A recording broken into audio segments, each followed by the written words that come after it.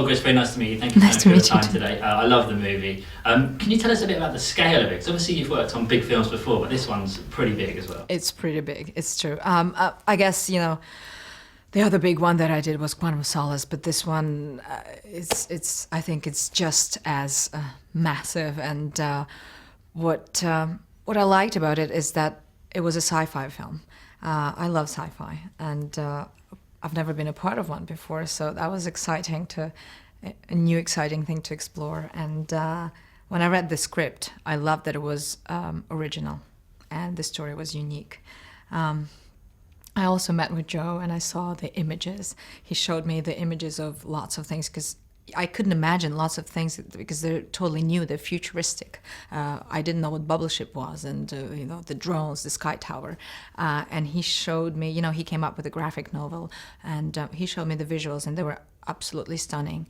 And I thought, wow, that's cool, I want to be a part of it. Yeah, cool. I saw a featurette which showed the sky tower. Yeah. And I saw that you said you wanted to live in it, but it looked beautiful. What was it like to actually walk around on that set, and with the projectors around as well? Exactly. There was no green screen around it. We actually had clouds projected on the walls around us in the studio, and there was always different weather, different time of the day. There was sunrise, sunset. Sometimes there were storms, because they filmed all these cloud formation apparently in Hawaii on top of a volcano somewhere.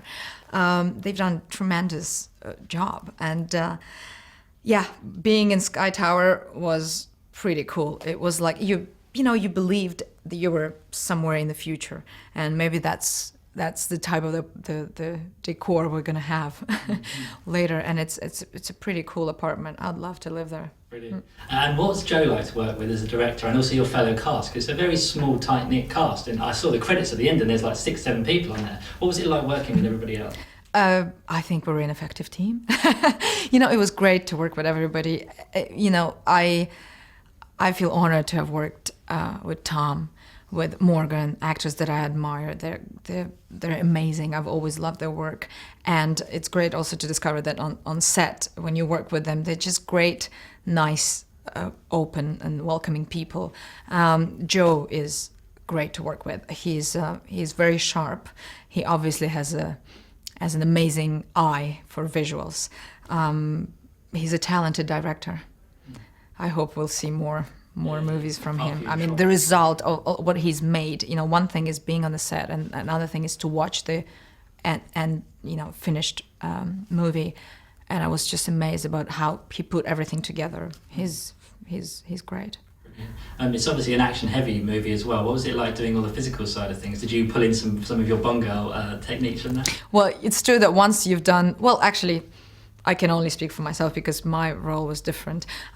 Because I was such an action hero in Quantum of Solace, I do come half prepared on all the other action films.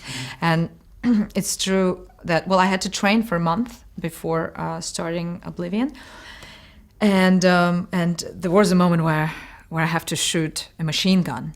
And the set photographer asked me how come I don't blink when I shoot a machine gun, and I said that's because for 6 months on Quantum of Solace, they taught me how not to blink shooting a gun, and that's the important point that they concentrated on. And I started shooting a gun with my eyes closed, and you know, it's all a process of work, and practice makes perfect. Thank you so much for your time today. Thank you. Movie, I thought it was brilliant. Thank you.